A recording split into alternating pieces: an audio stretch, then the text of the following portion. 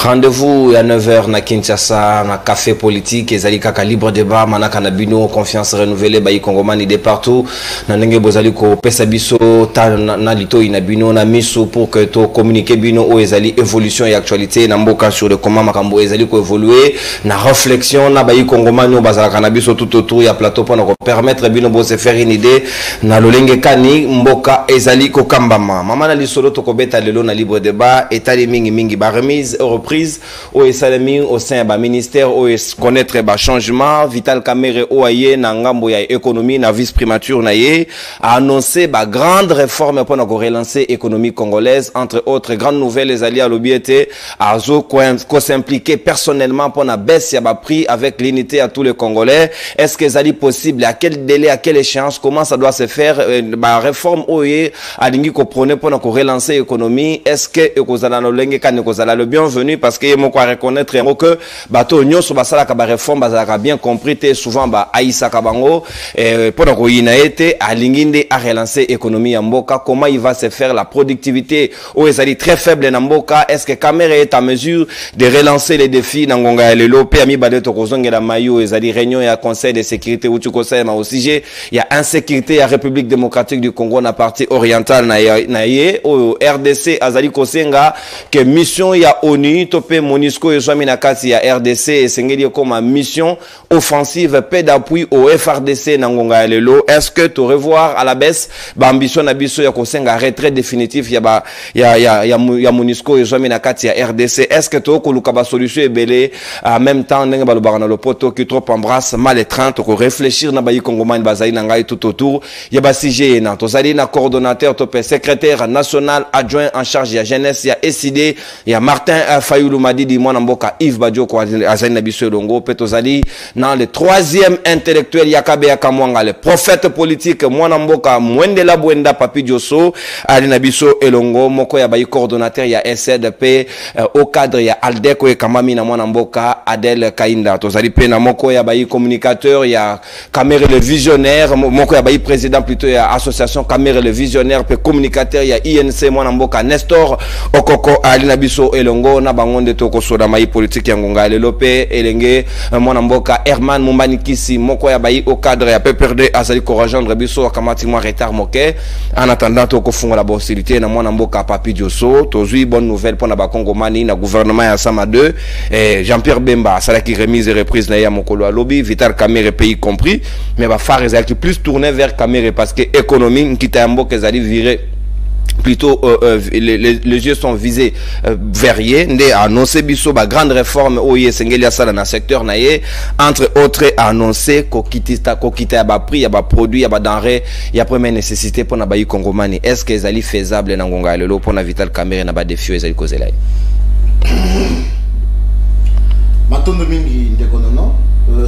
Je profite de cette occasion.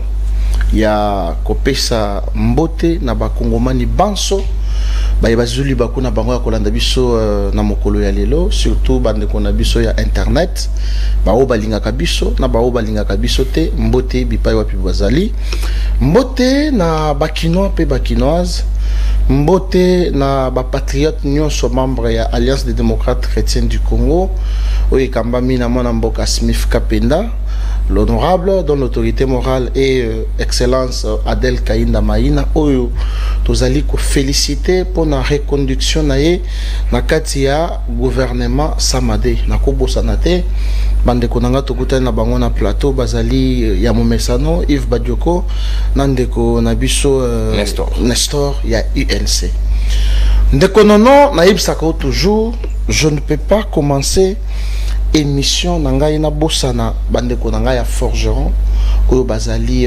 branché déjà pour na kolanda biso mais bawewa nyonso ya côté wana parce que forgeron mingi ezali base nangai bawewa bazo se plaindre makasi ezala ba oya forgeron ezala ba oya huilerie ezala ba point focaux nyonso batelemaka par rapport ya tracasserie. Il y a un document où il bimi où baipsi bango baso bango na commune j'ai oublié le nom ya document wana et ça $10 donc ce qui aux ana yangote bakokanga mais ata aux ana yango bakokanga yo et pas ba policier babandi ko fouiller yo mbongo nyonso eza na poche babimisi yo yango. Ça s'est passé sous mes yeux sur Willery et comportement wana eza bien te. Kala mingi te touti komona gouverneur de la ville ko réaménager pe gouvernement provincial naye autaki konomé ndeko Gracien Tsakala lokola ministre provincial ya intérieur oyo a remplacé ndeko na biso Tengelito qui avait démissionné. Mais à l'entrée ya Gracien Tsakala a eu des mesures lesquelles ba gros engins batambola na moïté. Donc ba remorque na ba mituka emine na ba société. Un constat amer c'est que ba mituka oyo ezo continuer kaka kotambola. Je vis Gracien ko kita sur terrain ko interpeller ba mosusu ba oyo bazali matoyi mangongi. Mais décision ya ministre provincial à l'intérieur est créé COP nakati ya la police. Donc ceux qui bakangi remorque ou soit mutuka ya munene et kotambola et commis discussion. Parce que l'État aura mbongo ba policier. Il y a un sérieux problème. Boko lo bankite ngo kita mais ba policier bazana mabenga na ba poche na bango na l'État ça ne va pas. C'est comme ça que nous interpellons. Je pense que Mongamba ya peuple Gaston Piana Moninga nangai azali na cabinet ya excellence Gracien Tsakala ameka ko solo là na excellence par rapport oui azali kuna par rapport ya situation oyo aza proche collaborateur naie par rapport ya situation oyo bacha un mécanisme ya suivi pona likambo oyo. Je reviens maintenant na question na yo yandeko na biso Vital Kamerhe loi kaningindi. Je pense que na mboka na biso ezala Martin Fayoul, ezala le président de la République, ezala ba ministre, ezala la population, personne n'ignore Vital Kamerhe, personne n'ignore aussi comment politique oyo a mené. Et donc il faut d'abord voir le cursus de Vital Kamerhe. Vital Kamerhe était député national, il a commis président, il y a Assemblée nationale. Mais il faut voir, lorsque Vital Kamerhe était président de l'Assemblée nationale, sur le plan politique, tous on était étudiants, tout le monde a qui ba plénière né comment qui donc ce plénière est comment qui le la match de football. Ceux qui ont raté plénière, c'est que on dirait ont raté le comme boy. Même sur le plan social aussi, na niveau d'administration et Assemblée nationale, nous avons vu quand même les choses évoluer. Maintenant, na mboka na biso, tolobaka que il faut qu'on tient la personne qu'il faut à la place qu'il faut. Aujourd'hui, on commence à baser juriste à na ministère, il y a santé. Ça pose problème. Société parce que agronome. Aujourd'hui, on a que bâti agronome, ceux qui chimistes, comme ko bunda pamba et ça crée des problèmes. Mais bateau basali habilité. Il y a côté à bango plaswana va se voir écarté. Et donc, comme Vital Kamerhe, un économiste avéré, bâti un ministère, il y a économie. Qu'est-ce que la population attend de lui? Moi, j'ai dit à Vital Kamerhe, parce que Nazali porte-parole n'a été, mais nous sommes en train de faire les analyses. Lélo Oyo, Yves Badioko Oyo, Topesi Bango force par rapport à Thompson en Namibie. Est-ce que Vital Kamerhe peut seulement faire des efforts pour que affaire revivre Bana Congo au Bazali cause de la sociale? Mais Thompson wana ezalaki wapi? Mais bino ndebo kosa ba congolais mamba Thompson parce que Adel Adara monta AFDCA ministre wana ministre AFDC. Ici on ne parle pas d'Adel Kayinda ministre ya portefeuille, nous parlons du ministre ya économie. Totika Adel Kayinda avant dans la Kibé parce que Moussala Zaliko Sala ezomona na peu a eu confiance ya président de la République pour reconduire. Nazo PC Mbote Sika Zali autorité morale nanga. Et donc je pense que Vital Kamerhe attend d'abord Bafaï. De la même manière qu'il avait dirigé l'Assemblée nationale, nous voudrons aussi qu'il a dirigé vice-primature, il y a économie, oyo, n'a pas attente, il y a population congolaise. Moi, je n'arrive pas à comprendre. Sur le marché, au coût de mayonnaise, par exemple, dans la boutique Songolo, 3500. Mais aucune boutique Moussous au coût 4000 francs. Qu'est-ce qui fait la différence des prix? Et donc, nous, interpellons la conscience de l'actuel VPM, il y a économie. Amekako, ça l'a effort pour la régularisation, pour réguler les secteurs, il y a prix sur les marchés. C'est ça ce qu'on attend de lui. Les lois, tout le monde a bien que c'est quelqu'un qui est engagé pour ça, est-ce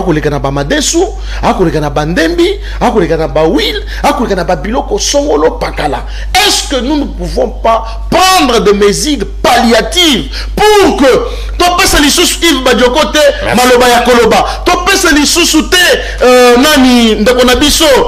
procureur après le peuple Malobaya Koloba. Donc nous attendons de Vital Kamerhe d'abord dollar équitable, prix à biloko sur terrain équitable. Parce que c'est ça là, population union c'est ça kaka. Maître bino boleka na itando ike. Dollar raison mataboyo ponanine. Pourquoi biloko est mati? Donc nous attendons de Vital Kamerhe. Il a une lourde responsabilité à côté de la vision ya Mokonzi Mboka, le social, le peuple d'abord. Merci, mon Mboka.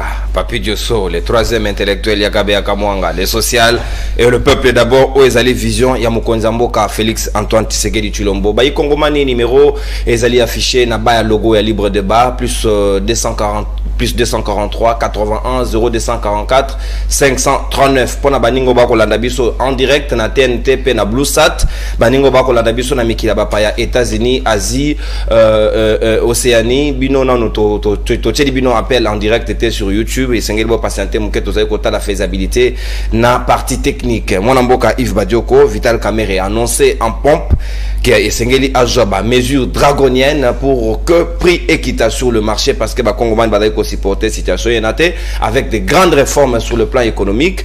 Est-ce que c'est ce qu'il fallait? Pendant très longtemps, Bakongoman Bande Kozela, Moto, il y a Trump, il y a Vital Kamerhe pour que l'économie RDC à la relancer.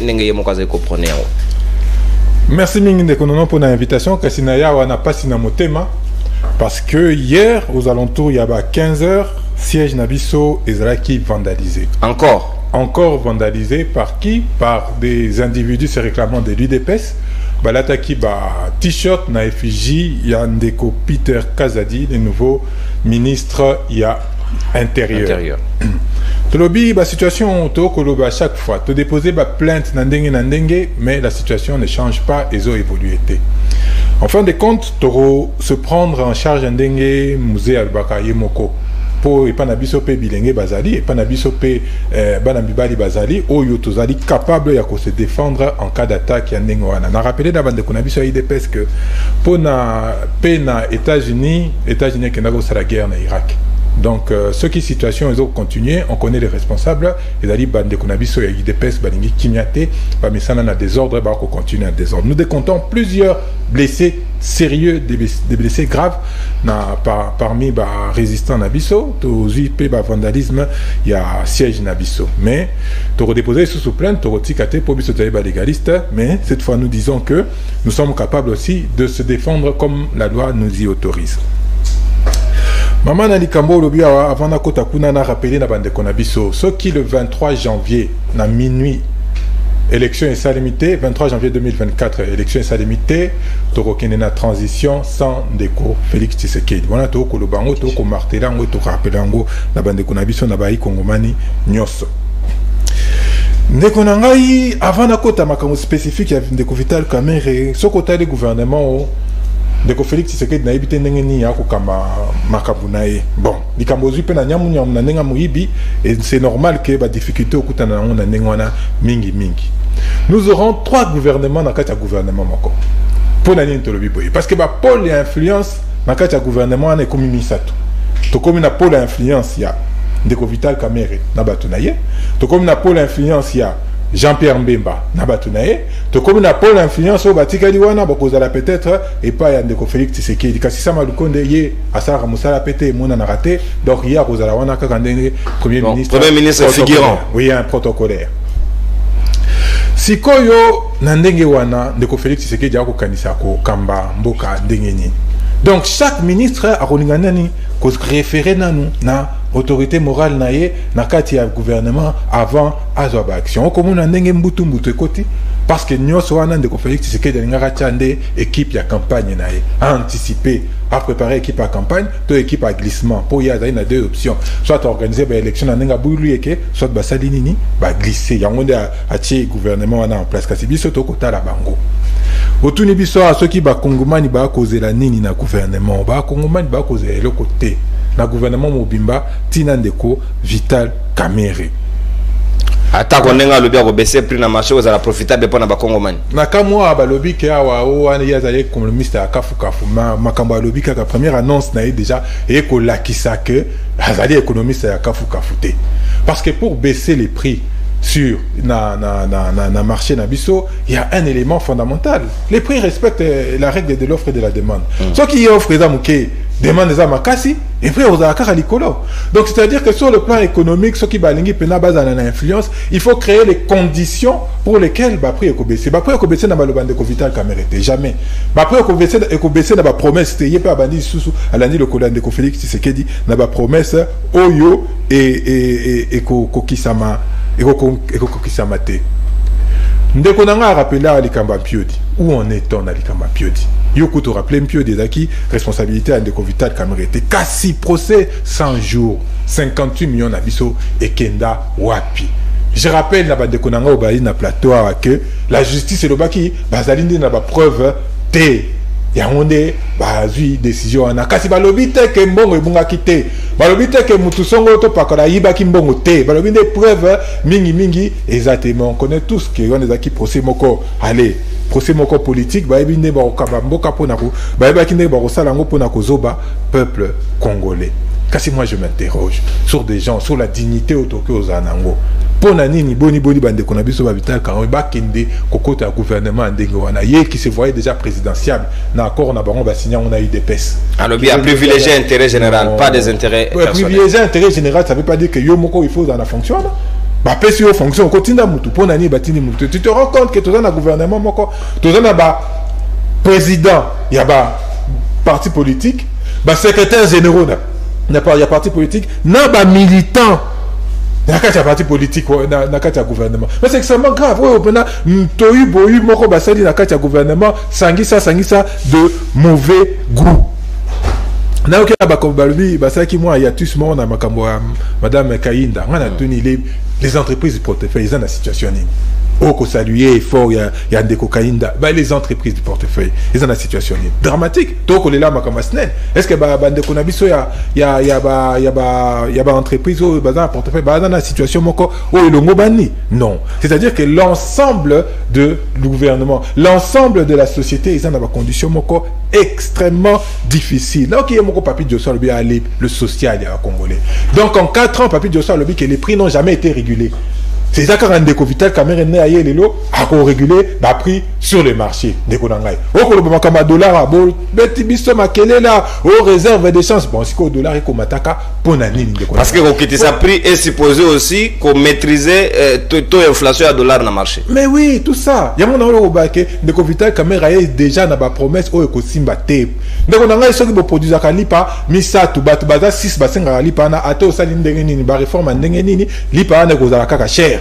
Il faut mettre en place les conditions, créer des entreprises, créer des industries qui permettent de relancer l'activité économique, qu'on pèse à Batumisala pour être capable d'assumer un pouvoir d'achat sûr et certain. Comme ça, il y a fantaisie, comme un salaire, il y a 20 000 francs, il y a 30 000 francs, il y a la police, il y a fonctionnaires et ainsi de suite. Donc la question est plus importante que ça. La question repose sur la vision Yamboka. Il y a une vision à mon côté. La vision de Félix Tshisekedi apesi vision nini mission nini oyo ndeko Félix Tshisekedi apesi pour akamba ministère de l'économie il y en a pas donc on passe notre temps to risque que se répéter ça fait 4 ans to koloba les mêmes choses et les autres kokisamaka les mêmes choses bande konabiso ba Diosso ba ko le kaka toujours pour dire le contraire alors que ba congolais ba ko bika pasi ndenge yemoko auti koloba ngo Merci. Bakongomani bako bika pasi nenge yemo kwa utuko lo bango tout à l'heure mwana mboka Yves Badioko Natondio Botondi sikawa Herman Momalikisi auti ko rejoindre biso tout nenge kaka na utai ko annoncer bino na introduction ya libre débat moninga ya PPRD azali biso longo en attendant na zoyer na ko rama na ko pesa na maloba na mwana mboka Nestor Okoko ya UNC o azali président ya Camere les visionnaires o azali association mwana mboka bino boye na défi mais bako reprocher bino kaka na ko kamata pouvoir comme une décision populiste, qui est prise sur le marché, est-ce que vous mesurez que le dollar est allé nous stabiliser et c'est que vous avez concours, il y a banque, il y a banque centrale, vous avez concours, il y a Nicolas Kazado a une finance, topé mis solo sur le comment vous conjuguer crise. Il suffit pas seulement qu'on soit remise et reprise pour faire des annonces qui pourraient peut-être être difficiles à être concrétisées sur le terrain. Maloba Ngamboa. Merci Mingi Ndekonono.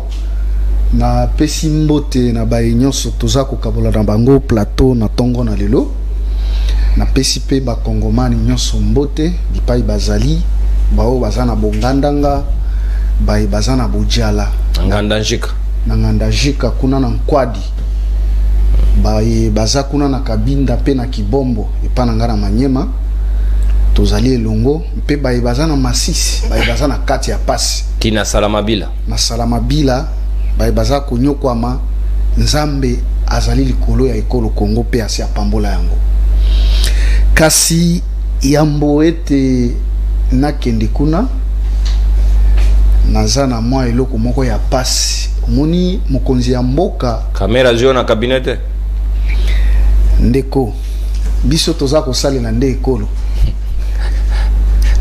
mokonzi ya mboka azali kobunda pona kotia kimia na ekolo Kongo kasi kokoso e alikuna na monyele ekolo kuna na Ituri ezali na mwana mboka moko kombo na ye Saidi Chishombo ye ndeko oyo alinga créer rebellion mususu mokonzi ya mboka fongola matoi yokanga na tongo ya lelo bolango na biso kati na union sacrée soko moni ndoki obeleli ye ndeko Saidi Chishombo musala nini akosala kuna mosala na ye ko trafiquer kombo ya chef de l'état ya liboso akomi moto ya IDPS ya zalaka moto ya IDPS te autine na bireke ya Julien Paruku asalela Shadari campagne poya na Shadari bazaba toka Kasongo mais asestala kuna na Ituri papa moboko ina ye na kati ya Ituri oya sala société na ye ya kotimolaka ba or akoli na makolo na ye lelo papa wana akufi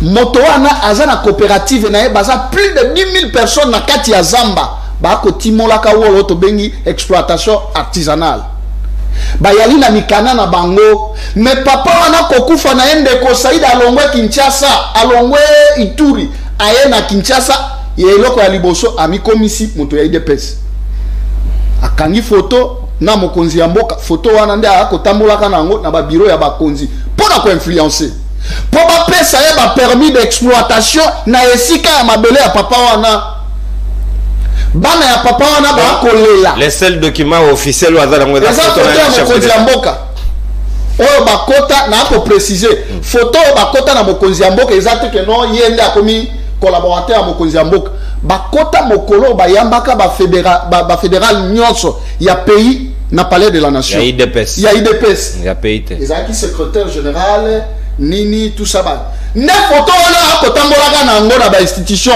po ba pesa ya permis d'exploitation ya esika ya mabele imaginez esika plus de 10 000 personnes ba akosalelaka misolo na bango yo kei ko benga na bango oyo na ba chinois po ba ko exploiter nini ko bima wana ezali rebellion te soki to akoyoka ba rebellion ya kobima na ba nini kuna ezali kaka na lolenge ya makambo wana bato mabele o batimolaka wolo na bango yo ye na ba chinois moko boyo ya kobenga na bango merci to bona ki makambo wana kino na katanga na lwala bakune pa fifi masuka bato moki me mokonzi ya mboka soko tiki ndeko Saidi Chishombo abotolaka bato mabele kuna na Ituri rébellion déjà kobima kuna rébellion ministre ya mine permis de recherche wana arrêté wana kosigner yango te ndeko Saidi Chisombo ako boto la bato mabele mokonzi ya mboka fongola liso na likambo oyo merci ndeko nda ako nyoko waka bana ituri ko songa esko mutuna nanga parce que ba kongomani ba kozela yo wana ezali bino nde ba cameriste bozui économie to kotalela bino prier ko kita nde annonce bino boyeli biso ya liboso ndeko esengeli na ba kongomani nyoso bayeba mpe bayebi yango ete mwana mboka Vital Kamerhe ba lokoti ete Vital Kamerhe uta bo mwana na ye ako salelaka ekolo uta bo mwana na ye bazuye politique lokotie na université atikala oteka carburant te atikala oteka masangu te atikala oteka Kabuya ndateka carburant po na osala bongo tende ko pona nini koloba est-ce que kaka Auguste Kabuya kaka nde ateka carburant ateka kino lelo eza musala na ye azaka Kadhafi eza likambo ya Kadhafi te ba station nyonso est-ce que soki moto ateka carburant eza mabe tokei moni boye konyo ko sabola musala moto tokei papa abandi politique ayekoli kilasi na économie azane Kadhafi te mais siko lelo soki d'ailleurs aza docteur en économie a auto défendre thèse na Grèce na Grèce il y a pas longtemps mokili mobimba bayebi yango même ba partenaire na biso ndenge bazabo bayebi ete moto wana maintenant to ngi mona ya l'œuvre papa il se fait diplôme eza présomption il faut asala musa Vital Kamerhe akosala mosala oyo yaye oyebi mabe ezalaka na kati na mboka na biso moto ayingeli ebonga apesi ba réforme esengeli kasi exécution na yango nde ezalaka pasi te ndeko po wana bato bakomona kaka kobekaka Vital Kamerhe mwana mboka likambo ya prix ezali na processus nango nayokaki ndeko na nga alobaki oui za problème ya demande et offre mais ezali na baélément moko esengeli kofandisa yango po tofandisa prix na kati ya marché. Première des choses, esengeli disjonction entre ministère ya économie na ministère ya industrie nakopesa ndakisa soki bainspecteur ya industrie bakomi na pain victoire mosala na bango ezali nini bakokende kuna balobi yo toye ko compte oyebi ke bainspecteur ya industrie bakendaka ko contrôler prix de revient elingi koloba nini tango bakosala lipa bakei kotuna ye yo osali lipa oyo na grandeur oyo biloko nini yo tiaki ya koloba nasombaki mungwa nasombaki farine nasombaki boy osombi boy c'est que lipa na yo esengeli ezala 200 francs toyokani siko nde baye kotala na mobeko likonzi na mibeko ya oyo etali makambo ya prix bakotala kuna balobi soki moto akosala boy pourcentage ya intérêt na ye par rapport na dépense na ye par rapport na baye akofuta esengeli atia prix na ye na nini wana ministère ya industrie asilisi mosala wana oyo babengaka prix de revient c'est-à-dire avant lipe uta ekende pa ya badétaillant to bato batekaka nde ministère ya économie aye kotala lobi prix oyo botie ezali nini est-ce que akosengela na mobeko oyo ministère ya industrie atikelaki ye omoni mosala otozala yango kasi lelo kokuta bale économie inspecteur ya économie akoti na société akomo contrôler prix ya bani ndenge nini wana eloko ya liboso okebite bapesi kanyaka asali pe mosala na akosala nini po eza mosala na ye te ye akoti na boulangerie ya Pain Victoire po akende kocontrôler prix ya nini moto ya sengeli na esika wana ezali inspecteur ya ministère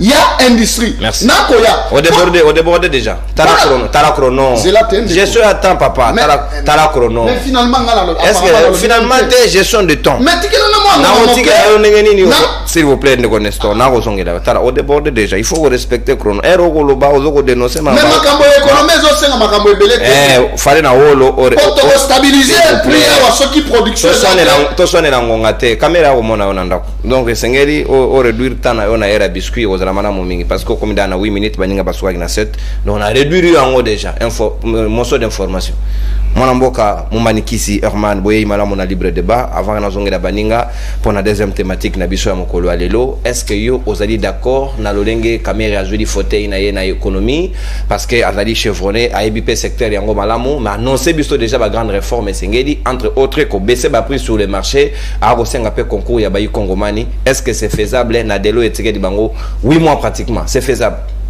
Merci beaucoup Ndeko Nono Kourou. Merci pour l'invitation. Napesi ba Congolais nyonso ba kolanda biso. Je pense que sali moi Mikolo Belé. Surtout ouais, tout c'est manqué moi Mikolo Belé. Mais tout le monde en a quitté. Na profité pe na souhaité ba félicitations pour na mariage na yo. Merci maman na biso. Benga kaye maman est libre débat. A kota la biso na ngonga oyo na pesi mbote mingi pe ba Congolais nyonso ba kolanda biso na minutes oyo. Ndeko Nono il faut ba ke no émission na yo landa mingi pe ti na ndenge na anosaki kaka ke nazoleka awa bato belé ba biset non pesa Ndeko Nono mbote net balandi no munene bienvenue ma panze ba kota la biso. Merci beaucoup Ndeko Nono pour na mutuna na yo. Avant na répondre na question na kolobana lycée Simoko. Ndeko Nono criminel soko kangié kopesa kaye munduki te soko pesi munduki bon malisi yango kaka moyibi pe oya yibaka oya yiba ko simbisa kaye mbongo te pona ete mosolo wana ye akoyiba ngo kaka akokwa yango pona kosonga na question na yo après proverbe pe liseseo ngana lobi. Il faut que les gens liboso de konono na mboka ezalaka na ba ministère ya souveraineté. Ba ministère wana ba pesa kango na n'importe qui te. Akoyi ko citer. Ezali ministère ya défense, ministère ya intérieur, ministère ya finance, akoyi citer même pays ministère ya économie. Parce que yango ezali ba pilier.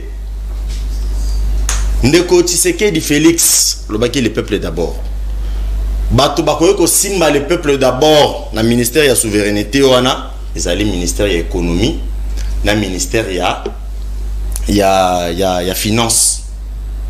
Bato bakoki ko simba le peuple d'abord na bakisi même ministère ya justice pour na ete moto attaque ina liboso ya justice ata za mobola soka za na raison azwa raison na ye. Déjà dès le début Monsieur Félix Tshisekedi azaki na posa ya deuxième mandat te. Tant wa koti na bokonzi na ye, azaki na posa ya deuxième mandat te. Pona nini na lobi bongo. Azaki na problème ya casting. Jamais batindela ye kombo ya moto moko. Ba imposa ye mutu te. Ba pesi kombo ale. Nommé Papi Josso. Ndeko na ngai pe na solo kana mikolo nyonso. Batindaka toujours 2, 3, 4. Yé asala choix par rapport il y a attente il y a peuple par rapport il y a programme tout plan d'action na yé parce que candidat na campagne électorale a représenté projet de société projet de société c'est pour un parti politique lorsque candidat a à se présenter bon on a bimi candidat il y a famille politique na biso on a plan d'action biso to pronaka sécurité diplomatie au social bon le kolanga na moni que non ngai fona bana par exemple na sécurité fona bana na social yango na ba ben candidat ka ko je suis politologue candidat ka ko présenter programme d'action tout plan d'action projet de société zali lo lenge oyo parti politique ya ko mona ndenge nini société il faut ezala l'état ndenge nini il faut fonctionner yango na ba benga yango projet de société mais ça vraiment pas si non tant on présenter ki projet de société na ezali mosika na wana tant on a zongi siko na makamuna na koloba Ndeko Nono Félix Tshisekedi aponaki bato ya mabe na ebandeli. C'est la preuve suffisance que Agi n'a pas sa deuxième mandat. Tala ministre économie ndenge balongola na parlement. Na assemblée nationale. Donc azalaki à la hauteur te na musala oyo batindaki asala. Nomination sikoyo ya Jean-Pierre Bemba na Vital Kamerhe non seulement et Koboma vie politique na bango mais aussi et ali argument pour na Félix Tshisekedi à se justifier toyebi bien le lo balelaka 2 ans et le cas FCC mutokanga kibiso 2 ans et le cas ministre portefeuille a bloqué la nomination. Déjà le cas. Et ça qui Joseph Kabila Kabangi. Baso banga ba élection bien sûr parce que basali na mandaté. Basali est le côté. Basali na basali pardon na bilan té. Bane loko ya ko défendre té. Yango no moni le nomination, il y a Jean-Pierre Bemba na Vital Kamerhe au moins na ko binga ngo sali touche. Et ça li touche pour nini. Même Batouana, tout le monde na ba image lobby, remise et reprise à Vital Kamerhe. Au moni ndenge ba belelier. Ezali Lukuta. Babelele sauveur de l'humanité, to babelele na. Babelele Moibi. Ezali Lukuta ndeko. Ndeko zala kimia na ngonga. Ezali Lukuta. Kasi okolo bango na ngonga na. Wa makamwana salemité. Souffre tout. Fona lobango. Souffre ndeko Ernesto. Eza mamba Moibi ba lobi do yo zala kimia yo lobaka. Mais il faut na loba. Pas de problème, souffre là ta d'antenne. Donc mon ambo. Merci nono cour ndeko ngano au protéger ngai. Babelele Vital Kamerhe bakangi cortège nae alekate Moibi. La image est allée à un téléphone. Ouais, image à Lukuta ndeko. Tika ko confirmer ma kambo Lukuta. Ah, on peut ça à un téléphone. Aya na ngote. Au côté. Pour Vital Kamerhe a sali remise et reprise na 16h. Image wana circula déjà na 8h. Na 8h. Siko. Yo zibandaki le remise. 8h. Ngape na luzwaki yango. S'il vous plaît, ko déranger ta muninga. Merci. Na 14 secondes. Na yaki na préciser. Pas de problème. Moi na mboka toke. Babelele Vital Kamerhe le Moibi. Aibi. Na ba image. Yo évité. Mais ont préfabriqué. Yo évité. Ba scandale économique que salimi na mboka oyo. Yangwana na l'ICC. Ba congolais ba ko landa biso ba se retrouver na l'ICC. Ba ko tia moto na esika na ye. Mais est-ce que intention ya Vital Kamerhe na boye na ye na ibonga ye na aloba ete azali na capacité à baisser prix et fingale quand même biso no soto zelaye à l'œuvre. Omoni ndeko nono na pouvoir Félix Tshisekedi il suffit aux alakaka pessimiste pour avoir raison. Pessimiste. Pose la raison pour ma prophète. Parce que tout ce que Félix Tshisekedi a Simbaka, na mbobo konae, résultat na échec. Na ko cité 100 jours échec. Si les gelou échec. État de siège échec. Diplomatie agissante échec. Justice échec. Donc déjà la réforme ya Kamerhe na baisse prix échec.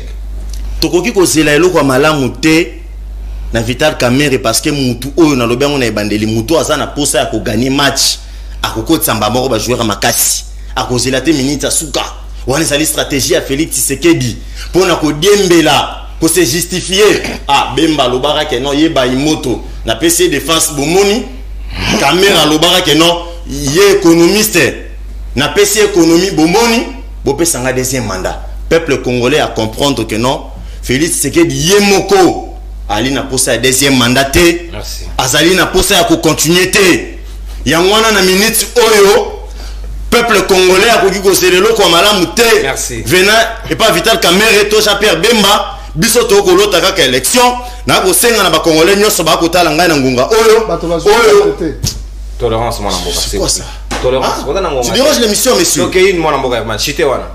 OK. Oyo ko tala ngai na ngunga oyo. Wateka kandunda teka ndunda wateka kafufu wateka ndunda ateka fufu kanga motema kanga ceinture tokanga ki déjà 4 ans yangoyo etikali quelques mois Félix Tshisekedi akolongwa président ya ba congolais dinga ebisaka président Joseph Kabila été ce qui élection zate Kabila koza président na biso te biso pe ba congolais le tolobi ce qui élection zalité Félix Tshisekedi bye bye alongwe Fachi Beton akomi Fachi bye. Merci beaucoup mon amboka Herman Malikisi yo nande connaisseur au Koko déborder d'une minute na récupérer bien on a deuxième prise auto kota déjà tout à l'heure sikawa na deuxième dimension ya émission na biso libre débat ya tongo lelo toko kamata mayo etali ya sécurité ya mboka parce que conseil de sécurité mokolo lobby basololi natina été est-ce que nangonga ya lelo RDC azali sous na posa ya MONUSCO na côté na ye pour kalonga etumba pour kasi sa insécurité du moment où biso moko na population na bayi ba constater que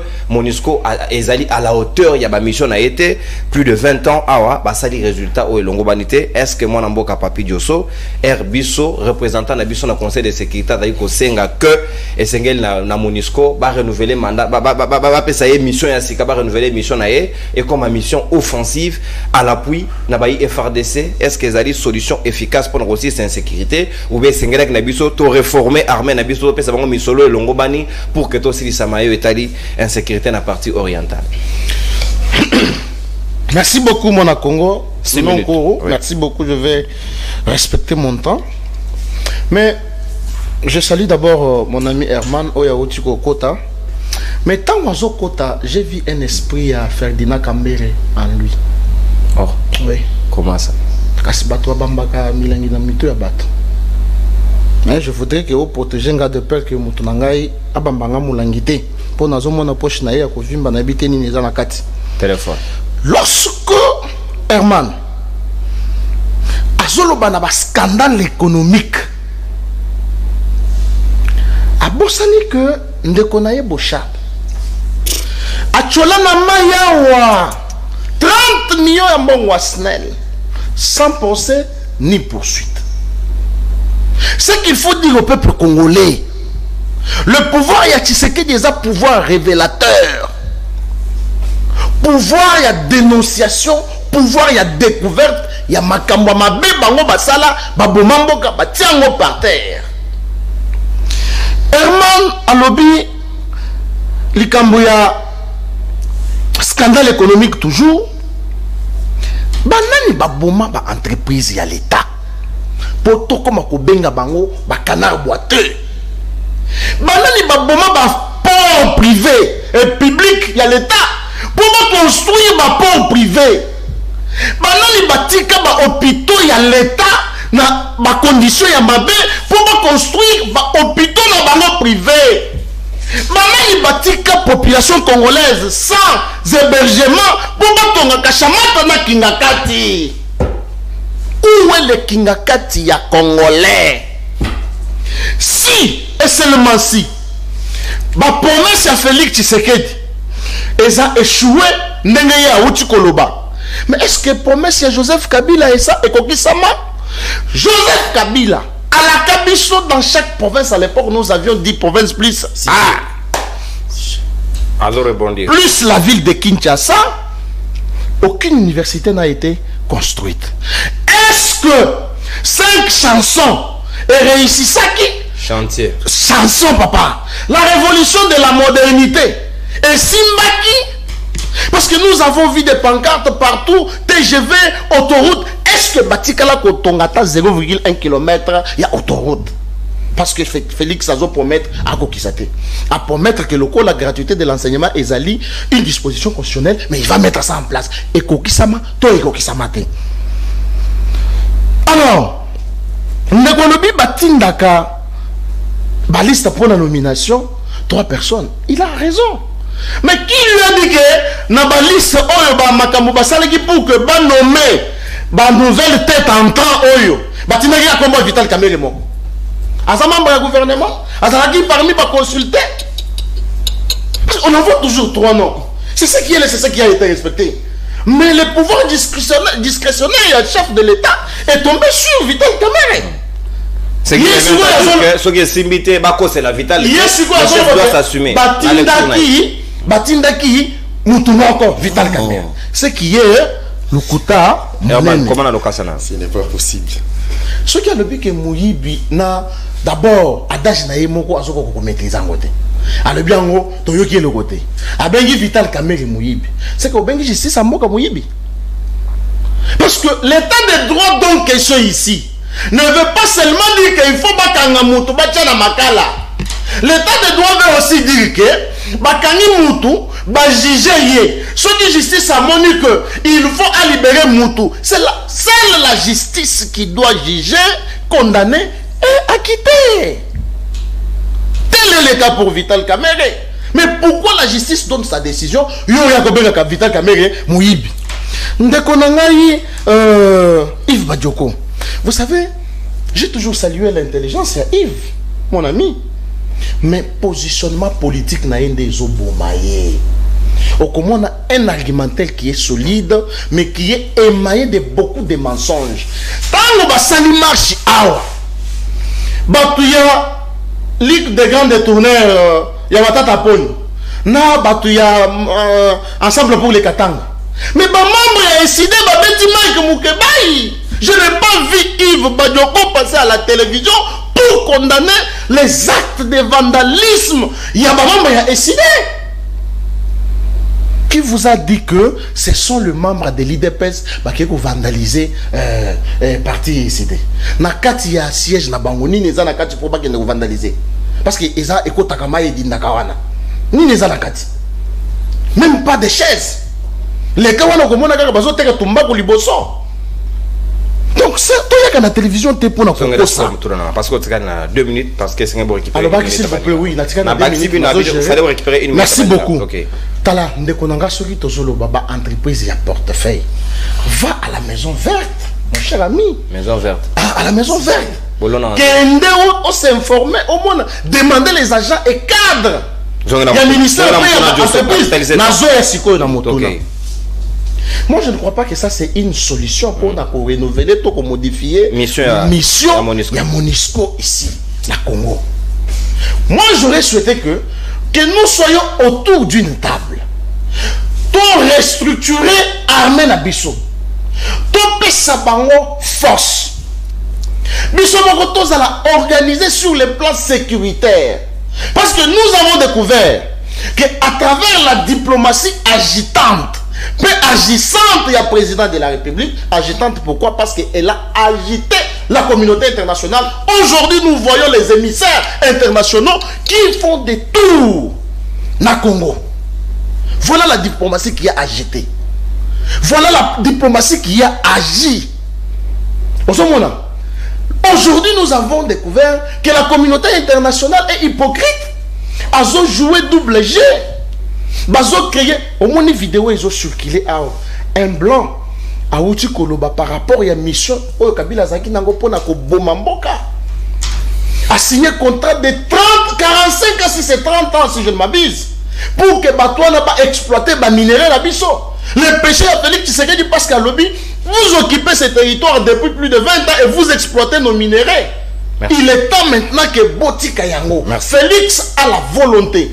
Il a la mission. Il y a qu'à sauver Mboka. On le bango babomaki. Merci mon Mboka. Donc je demande à la population de ne pas suivre la distraction. Il y a peur des parties des personnes à la recherche de détournements. Puis il y a distraction. Il y a bande konabiso. Il y a essida. On est considéré comme état babinti. Comme ko soit biso na bilamba biso moko ba congolais. Merci. Merci, mon Mboka. À tout moment, merci, mon cher. Merci, mon Mboka. Mwendela Bwenda, le 3e intellectuel. Yakabe Yakamwanga Papi Diosso. Sikawa mon Mboka, Yves Badioko, SID, Martin Fayulu Madidi. Woni, ndenge, position à la République démocratique du Congo s'exprimer dans le Conseil de sécurité, malgré aucune résolution n'a été prise pour condamner Rwanda. Naba Libi na bango ya FDLR, mais bisoto gosenga sous MONUSCO a changé mission. Est-ce que Makambo départ est comme hypothétique et comme renvoyé au calendrier grec ou encore bisoto go comprendre que solution ne s'engage toti en place de manière efficace et efficiente aussi sa insécurité là. Merci mingi pona mutuna kasi woni ndekunango koko tunye mutuna oyo sika yende fala fandela. Akei na ba divagation o muto akotambola na photo ya ndeko Tshisekedi akolakisa rabat na administration mboka état de droit ya bango. Pe bato baza na pouvoir bandimi pe mutaye na photo. Yango mboka état de droit. Ezata arrêté moko fo ezata ordonnance moko ya lukuta te mais photo ya pamba et ko changer bat na administration na bango. Aujourd'hui on a combien c'est grave. Ailleurs, ils ont informé la personne qui est supposée être la plus informée qui rébellion Lingo Bandakuna. On marche sur les mains dans le Canabiso, Tondengeni. Puis Rabaki, si Kendeko Félix Tshisekedi Azo Yamba la présidence, va fédérer à UDPS. Comment tu expliques ça? Yom Touzana ba responsabilité à Nengwana, Oyamba fédérer à parti politique. Pour Sabangoni. Pour Ni Babeng Saki Bisote, Bisobaye Side. Ozomona Mboka Boko Kambango, Nandenge ya passe. Ndeko nanga Vital Kamerhe pose un problème d'éthique et de morale. Namboka moko normal. Ndeko wana kokoza a positionné t'es pas occupé à fonction. Ndenge moko na Gentini Ngobila qui ne devait même pas être chef de rue dans un pays normal. Mais pour mboka na biso ekambami na ndeko Félix Tshisekedi wa komi wana na ndenga nyamu nyamu toko bika makambo nyonso tozoko bika. Ndeko nanga Papi Diosso 4 ans après. Vous vous plaignez toujours que Kabila bomamboka. Kabila ezaki régime ba médiocre biso na soto yebi. Toyebi basalanité. Boni 4 ans après vous avez pris vos responsabilités, vous changez de l'autre côté. Vous avez encore le courage, il y a quelqu'un na TV vouloir défendre l'indéfendable. Réforme indigne, Madame Nayo, autorité morale, encore que je déteste comme moi autorité morale. Madame Nayo Kainda, à ça là pour les entreprises publiques. Il y a un effort au Lobaka. Tout ça des réformes intel et puis si le résultat intel. Donc on a dit que justice ko finga ndeko nanga ya Herman a fingi justice mais ndeko Herman tena na lobaki que la justice est théâtralisée. Si ndeko Félix Tshisekedi dit ministre de la justice alobia ko luka ndeko Willy Bakonga abimi na prison na ndenge. Donc Willy Bakonga a été évadé. Madame la ministre de la justice a luka ka yeti lelo mais ministre Bakonga ça nini a siégé à l'Assemblée nationale. Vous décrivez un pays qui ne fonctionne pas. Mais vous devez défendre un pays où des individus peuvent se permettre de minier de cococo. État de droit. Un pays où les prix ne sont pas régulés. Non. Il est temps. Tant que le Congo. Où il a dit patrimoine commun au Bissunios Tozanango. Mboko Kenemabe, si nous ne prenons garde, Mbokoyo et Kopanzana. Donc on a bien ma diplomatie agissante et agitante. Donc on a des diplomatie des faibles et des nuls. Donc on a une bataille sacrée. Tant que vous avez une mission, autant raté et vous préparez la même mission. Tous les pays en tête, les États-Unis, suivis de la Grande-Bretagne, pour la ressource à France, personne n'a condamné le Rwanda. Personne. Oh papa, yo, entre États, il n'y a pas d'amis. Il n'y a que des intérêts. Oh, hypocrite. Il n'y a pas de sentiment. Problème n'a pas beaucoup de sentiments de la gestion de l'État. On ne met pas les sentiments de la gestion de l'État. Est-ce que Yoki Makambo, ambassadeur des États-Unis à lobby? À lobby était armée Nabiso éthique coopérer. FDLR. N'a mouvement rebelle à Bagisi. Est-ce que bon donc Makambo il y a pas si ya soni bino bozoya wa boyebite boyebiangote nali ki etende ko Tshisekedi ata yebiango poyepe salaire ayebite na yebite Makambo yayi un bazem sabino botika ko coopérer na le baki on a émission moko abo gangi ote bino bosane arrêtez c'est ça la voix des États-Unis bande ko nangai pas c'est ça mboka personne ne nous respecte personne. Boko ganga bosali 300 voyages boko chanter Rwanda eko ba bibo tika ko ganga pamba prenez-vous en charge, prenez votre responsabilité. Na sepeli na chute quand même il y a Papi Diosso Binini to fanda. Depuis 2019 to ko sabino Papi Diosso. Le plan de sortie des crises proposé par le commandant du peuple, le président élu Martin Fayulu et l'Obinini. Il faut se mettre autour d'une table. Total à la réforme nécessaire et suffisante. Oh, il faut tout ça là pour Nanini, pour Mboka et Kennedy Bosso. Depuis 2019, Papi Diosso Koluba, donc on a perdu 4 ans. Donc Félix Tshisekedi a l'exhibition 4 années à Pamba. Et on est au Kobi Kaka. Est-ce que Boki Pemenia Djougou, 17 personnes, Bakoufaki, Nekonangai.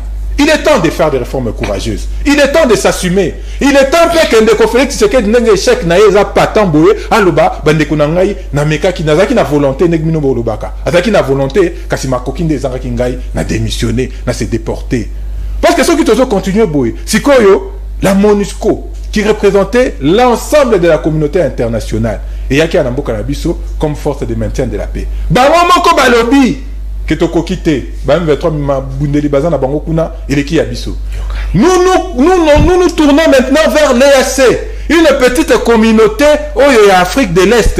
Bangone bakokoka, bangone bakozana makoki, ya rosa nini, ya rosi sabituma non de konangai. Nous disons qu'il faut qu'on se prenne en charge nous-mêmes. Pour se faire respecter, il faut qu'on soit capable de démontrer la capacité on a. Ndeko Félix Tshisekedi de Lobakinini, a se considéra entre guillemets présidenté ce qui guerre qu'on a facilité. Quelle est sa position aujourd'hui? Quelle est sa position? Il faut faire des choix sérieux. Non pas continuer. Combien d'armées ils ont dans cannabis de Konangai? Burundi, Ouganda, Kenya, Angola, MONUSCO, Rwanda, j'en cite et j'en passe. Donc on ne va pas continuer à venir sur les plateaux et se répéter, alors que Makambo a changé. Oh, qu'on peut s'abisso pas si, donc Félix Tshisekedi à cause d'un insuffisance dans les Kambuté. Mais Bino, Bilenge et Bandekonangai, bon, qu'on le caca na TV pour vouloir justifier et défendre Makambo, indéfendable, insoutenable. Obandia wa Bandekonabiso à Bunangana. Tant que Bunanga de Banito Bino Keba, Dekonangai, Bokezo Kenemabe. Les lobas aux portes des sacs. Siko Bokolobani. Est-ce que vous kaka? Vous attendez Ndeko Félix Tshisekedi pour Félix Tshisekedi Félix. Et Sili. oui, mais nous parlons de la sécurité de manière générale. Kasi a on a kati. Kuluna ndekonangai, Kisenso, Kanluka, Delvaux, pas si n'a pas si ba Kuluna baza. Quoi muto on n'en parle plus.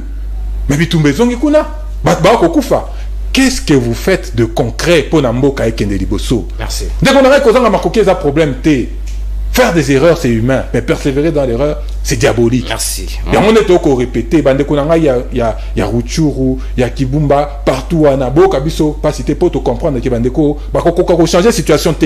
Alors, il faut des élections pour tout le monde là-bas, on est tout ça républicain. Et on est au lobby, ce qui est le 23 janvier, à minuit.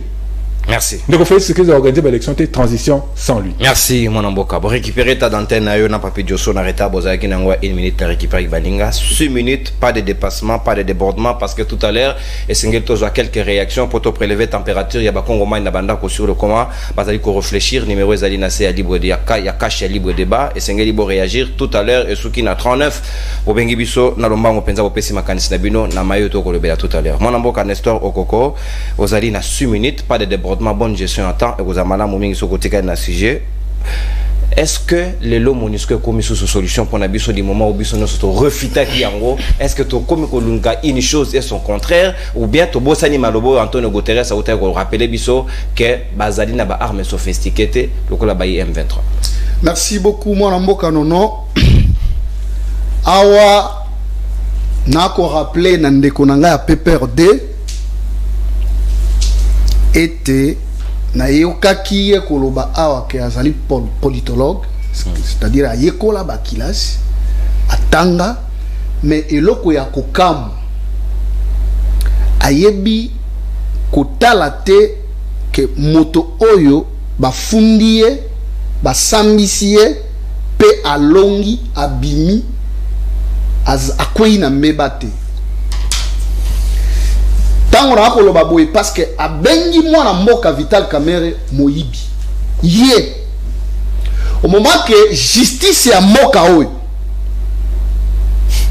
bazwaka mwana mboka Vital Kamerhe basambisie pe abimi alongi siko ya ko benga ye moyibi na ndenge nini parce que tango bakondana ka moto balobaka moto wana esengeli azwe bonga ya letate akota na esika ba fonctionnaire bazalité siko c'est que bato bazongi ici Vital Kamerhe ne esika ye ayebi yangote amoni yangote bato bakangisa ki Vital Kamerhe ezali bangote PPRD tina na bango objectif na bango bazalaki ko luka mutu ya président de la République peut-être azako bosana pour na ko lobaki makambo ba liste yawa ke batinda ka 3 bino tango botinda ki kombo ya ilu nkamba botinda ki ba kombo boni il faut bozala ba honnête demander Félix Tshisekedi bino botinda ki kombo moko comment est-ce qu'il y a Félix Tshisekedi ndi makam mais bino botinda gouvernement sala à peu près 3 mois ezo bimate likolo ya ilu nkamba premier ministre bino nde bobani na makambo wana te ndeko boyo kaka soni omoni bino Mosapite papa. Boza bato ya koya koloba awa na Congo te. Ozo senga élection pour kene na carte nini. Kamera zui carte te, Kabila pe na kinga kata zui carte te. Shadari pe azui carte te. Yo kene élection, ozo senga peuple congolais basala nini. Bosala ba rébellion, net ndenge na monaki lobby. Bato ya ICD ya Fayulu na ba machete bazolanda bato ya IDPS. Pona yoka lobby makambo akuluna. Ba kuluna bazaki lobby pa na bino. C'est que bino nde bozo bokola bango na ba machete. Tout ça la sérieux na makamoto zoloba mboka oyo IGF asalaka non il faut Félix Tshisekedi akota na pouvoir po ba ya koyeba ke eza na mbongo moko ebimaka boye bato moko ba détournaka yango ce n'est pas possible ezako kende wapi mboka oyo tango bino bokei ko sala contrat na ba chinois ozalaka wapi obotami na lute tango misolo esengelaki kotonge kolo Congo ba balabala ba nini bozwi yango baoto bengisa bango na IGF bozela parce que bino boza komona biso bazoba ndeko ekanga makambo azoloba wana yo zalaka wapi ezalaka na régime ya Chilombo 3 minutes zongela makambo MONUSCO boni boyeko il faut boyoka ka soni bino bato ya PPRD Bozo na maloba wate. Po bokambi ekolo 18 ans. Et là on nini bosali. To kambi on a Vital Kamerhe. Ba réforme nini bosali. Bo benga Vital Kamerhe pona nini. Po yebisi bino ke botika ko collaborer na ba rebelle. Bino bo kotisa ba Rwandais dans Congo. Tant Vital a yebisi bino ke ba Rwandais ba koki kokota na Congo te parlement yebité. Bino bozaka wapi. Bolobi te longwa. Sinde bolongo la Vital Kamerhe. Siko zongera. Vital Kamerhe azali moto oyo aza ko incarner ba valeur. Na bino na PPRD mutu moko akoka na Vital Kamerhe azate. Je suis à Vital Kamerhe tango bozalaki na ye. Mutu moko te. Ezala na parlement, ezala ba ministre na bino. Mutu moko a gérer lokola Vital Kamerhe azate. Lelo nde Congo bana ekolo Congo ba yeko yebake. Nzokande bato ba yibaka, nzokande bato bazwaka mbongo ya misolo. Mbongo ya ekolo pona nini? Pona bokamba mio ya Félix Antoine Tshisekedi. Nako kama mingi hata bato ya Fayulu. Monisco. Nakoyandeko. Monisco ngana bele la kawa mikolo nyonso bakende. On n'a pas besoin de. Mais biso soto sengi batika. 21 ans.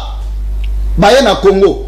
Objectif na bango ezaki. R Georges représentant na biso à lobby yango na conseil de sécurité et sengeli ba revoir mission. Objectif na bango ezali nini? Ozo contredire. Bayaki po ba maintenir paix. Siko nini kimia bayaki kotika na Congo. Bafandi sa kimia e fanda ka tesiko esengeli basala ni. Tala. Biso président oyayi Félix Antoine Tshisekedi azali président moko nzamba tineli biso. Est-ce que ndekonanga? Ce n'est pas possible. Oyebi ke na mboka oyo to sali autant des années to somba kamando kiti. Une minute. Est-ce que oyebi yango? Mboka oyo recrutement ya armée ezalaki te. Ezalaki kaka omukamatu mubebe bazuma. Mais pourquoi chercher recours du moment où vous allez? Bato ya 18 ans bazali ko recruter te. Minduke ezako somba mate. Ce que Félix Tshisekedi a yé, les lots toza na 10 000 hommes en uniforme. O baza recruter. Lelo na diplomatie o bango bazon loba wana. To komi na ningisa ya kosomba mandoki. C'est que mandoki nyonso ezako kota na moka oyo. Monisco ne ezako koti sango. Jassim. Monisco ezingeli basa nini? Bakende. Toza na posa na bango te. Po bango bakomo tia biso misapike o biso ne tozo coopérer na ba rebelle. E yali lukuta. Ba rebelle wana ba ko zwa minduki wapi. Ngana zo ba yango biso lokole ekolo. Tozo koka kosomba mandoki te. Sikoyo ba rebelle ba ko zwa mandoki wapi. Monisco nde azaki kolensa rebellion. Bango nde ba memela bango biloko akoli. Ba memi mandoki, ba memi biloko nyonso. Ndeko esengeli to ndima. Bato ya PPRD batika ko distraire bato. Merci mon amour. Élection to kene na baye bazwaki carte d'électeur. Chagala a la carte d'électeur te ndeko na ngata ndenga yo émission boy. Oyambi ndenge nini service ya sécurité batuni ya carte d'électeur te. Po bango bazwaki yango te. Merci mon amour. Na yebiti attendre ko na nga. Oya fayu. Bango ba tali boso. Pour que les gens bato baza na carte te. Bato ba bomi mboka 18 ans. Ne bomoni ba partenaire. Ya solo ya Nestor s'il vous plaît au consommer ta d'antenne na yo Toto sape ya Moninga Herman esengeli bo gérer ngonga malamu parce que toko kamata vie nanzela ya singala ba ikongomani tout à l'heure avant que aussi ça en toute bonté libre de banabiso mokolo lelo bango pe bakanisi ni pe ba manole nini na mayo etali économie na insécurité na moni na réunion wana ya conseil de sécurité évolution esalemi mingi na côté à Rwanda balangue qui presque un avantage na bango ba rappeler biso sous makambo ya ba FDLR alors que biso RDC to telemaki na position na biso kezali Rwanda ndako sous-traité ba M23 ba ko condamner bangote tikino de lo discours na bango de komi ko évoluer est-ce que Félix Tshisekedi a comprendre yango nda sengi Georges o azali représentant na biso kuna a continuer ya ko poursuivre position na ko senga ba renouveler ba revoir plutôt mission ya Monisco pour que ba accompagner biso aussi c'est insécurité. Merci beaucoup Ndekonono pour na maloba. Que ça n'a pas 2 minutes na ramasser un peu babiloko le kawa. Ouais, na 6 minutes na. Ngana kozonga na sujet par rapport à makambo to na question. Ndekonanga na benga ndeko Papi Josso abiete boshaba bomaki mboka o. Mais boshabu wana lobaki abomaki mboka o boshabu wana lelo azawapi. Adolphe Lumanu azawapi. Cheo Kitundu azawapi. Lobi na moni Peter Kazali. Asu bokonzi. Ale André Atou. Na Cheo Kitundu ke? Na Antoine Gonda. Oh, mais Kabila tikali mo. Batu ba bomek ya ngwana na comprendre siko pona nini Kabila lobaki na sana 15 personnes te. Na batu baliaki la e. Antoine Gonda. de konangai Peter Kasa dabi abande ko soutenir nga depuis Kalaza na sima caméra mais to filmer kaka pas filmer Antoine Gonda yango na comprendre pour nini Kabila lobaki asa na 15 personnes te bako loba awa Félix Tshisekedi ana volonté politique mais ba bisangai acteur politique nini ozaka na volonté wana te politicien nini yaka ko gérer na kombo ya peuple te kombo politicien wana nini biso na Congo to ali na posa ya volonté te to ali na posa ya volonté ya Félix Tshisekedi te to ali na posa ya ba action malheureusement asali akoki osala mais bimika ka mukie eza lokola aboki sukali na ebale ato melima yango kikeno bakomaki basukali awote na songi na likambo justice bandeko na ami bale babi na bengi Vital Kamerhe moyibi ke ngai na telemeli justice na comprendre que suis bango na lycée na lobaki tangaki komba motote libanga molili bango moko basidentifier na lycée na ngai mais natanaki komba motote nga na lobaki boye lobby remise et reprise salemi bato babeleli Vital Kamerhe moyibi to na ba image tout ça la ba WhatsApp na ebité bandeko nanga to na bango na plateau mais soki esprit za wapi faut balandaka malamu balobi que non diplomatie oh Félix Tshisekedi a sali plus de 300 voyages même pas un cambiste polonais même pas un cambiste aye na mboko pour investir ah bate ngana changer ata mbongo na coin ndeko faut ko soni diplomatie ni no elengisi tangu président Burundi aloba toko continuer kozala na Congo ti mukolo Congo kozwa soit police na armée ba ko sécuriser bango non c'est une honte donc comme sécuriser na EAC c'est une honte depuis Congo et banda diplomatie ya mabe ko le Félix Tshisekedi des alités président ya Rwanda Kagame alobi que non d'ailleurs kutu ba élection na bango oh mais on est ingérence ba continue makambo na biso akati ngana ali congolais to boma na biso mais muntu ali banda ko kokota te a imposer biso ya biso makambo président ya Île Maurice Félix Tshisekedi akole le panae o makambo na nga ya este o boye ndeko na ngai Île Maurice wana mobimba babita nango baza ba 1,200,000 et quelques au monde combien na Kimanseke c'est l'information na nango ya suka to za ba 1,400,000 Félix Tshisekedi akei kolera likambo est et pas président de la République ozali comparable na bourgmestre ya mboka ya ville na ye ya Kimanseke ozomona makambo boye pe makambo boye sa biso nzoto malile esa la pasi pe romona bato ba diplomatie agissante na lolenge nini tandis que tu dis que Félix Tshisekedi dans les cas qui wana na Union africaine président Union africaine biso ba congolais tokangi nini ba souvenir na biso za nini ça les on a président ya Comore Île Maurice Comore ya Comore voilà o komona ke eko sa pasi akendaki pa na ye lokola président Union africaine yoka lokola président ya yoka papa mais il faut te préciser yoka monsieur au moins nous déranger émission Félix Tshisekedi azaki président Union africaine ango solution nini apportaki pona makambo est yebisa ngai lelo congolais akolo bakeno na ba série wana toloba ngo ta banat patokola ka bien pour papa salaka bando sala na RTNC papa bande ko sala sika boye na PLZ mais na PLZ mais lelo oyo congolais nini congolais akangaki na passage ya Union africaine ya Félix Tshisekedi apportaki nini comme solution donc bokoki ko kumisela biso diplomatie oyo eyokisi ba congolais sonité oyo bandi ko somba mandoki ezali diplomatie oyo kisi ba congolais soni le détournement est comme une monnaie courante plus que les sextapes na mboka na biso mais détournement le kiango na niveau na succès to votaka bino po bole la raté to votaka bino po kombo Kabila za na monoko na bino mikolonio sote to votaka bino pour na retrouver ba solution na ba problème ya ba congolais. Téléphone ouvert, 1 minute et tigana ndeko momanikisi mais téléphone déjà ouvert.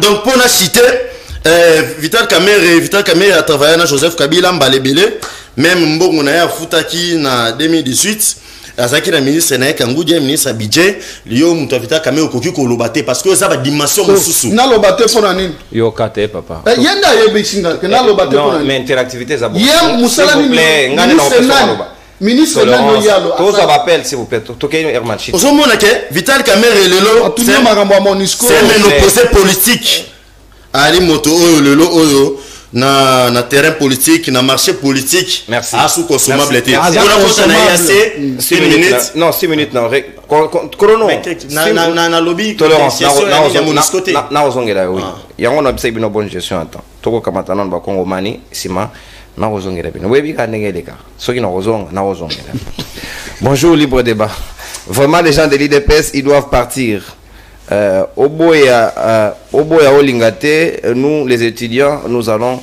marcher et kobengana IDPS bakende musika na biso. Oya sewana moyena tangeza. Ndeko mbote obengi biso api poko monani.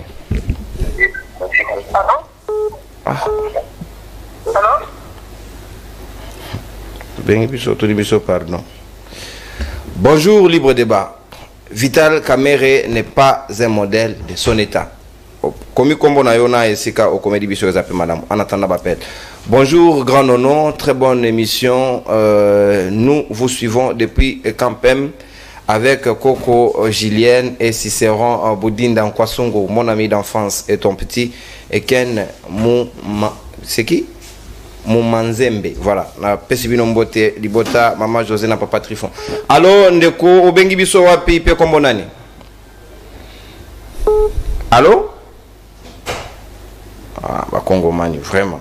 Singeli bo capitaliser ngonga pona baninga ba ko insister pona ba pel ole obenga sima okende olobate. Eko zamana mumingi parce que tozana ngonga mingi te, il faut qu'on y laisse l'antenne. Appel s'il vous plaît, bobenga biso na lombango penza sinon te. Après ici, on ne va plus permettre. Nanzera WhatsApp, s'il vous plaît. Allô, ndeko bengi biso apte kombonani. Kende musika télévision na yo s'il vous plaît. Kende musika télévision na yo.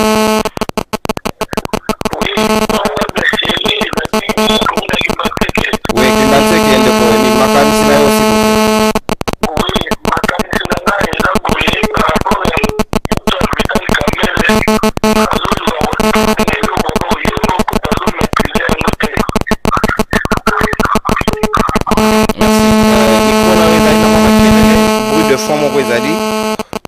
Bien Olimbi sabiso mokende qui entre avant que tous les cas na moninga mosusu wana opesa makanisna par rapport à ndeko Vital Kamerhe alobi ndeko Nestor okoloba makambo yo zali ko maîtriser te souveraineté sengeli ko to sa position ya peuple ozana droit ya ko contredire yete c'est ça subissez. Allô ndeko bengi biso apipe kombonani. Salut messena. Ouais, au bengi biso wapi pe kombo nani ndeko. Allez dans l'essentiel. Allô? L'ineza ultra saturé.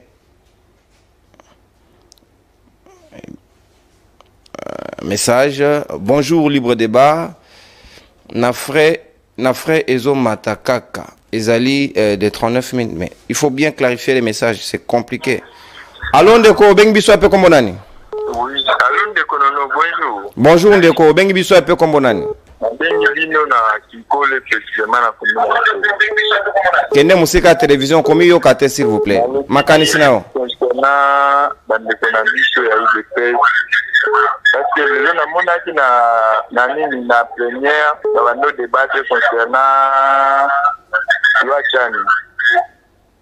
Omoni na loi Chani zongela sujet à lelo tozolo bela loi Chani s'il vous plaît. Sujet ezali lié na économie. À moins déjà na faillite. À moins déjà bilan na échec. Mais c'est pourquoi la volume maintenant pour le moment je n'ai autre choix que congolais. Avec le congolais. Est-ce que ndoko azoka biso? Tozo bela makambo susu yo bengi biso zo ba biso makambo Chani. Tozo so la Chani te. Sujet o ezali retenu nde yango esengeli opesa makanisi na sinon te tozala bien obligé à kokata yo. Pas d'appel, il y a WhatsApp s'il vous plaît. To yamba WhatsApp te parce que appel normal est kokata yo. Allô ndeko bengi biso ape kombo nani? Allô. Obengi biso wapi pe kombo nani totikali na des appels ngongeza ite.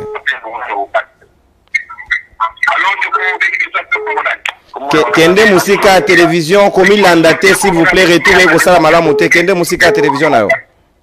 Nalobi comment on a monsieur Chibio na ngina lo babu. Tango batu ya PPRD bango basolo baké non. S'occuper que non ba kuluna pour le moment kuluna comme makasi.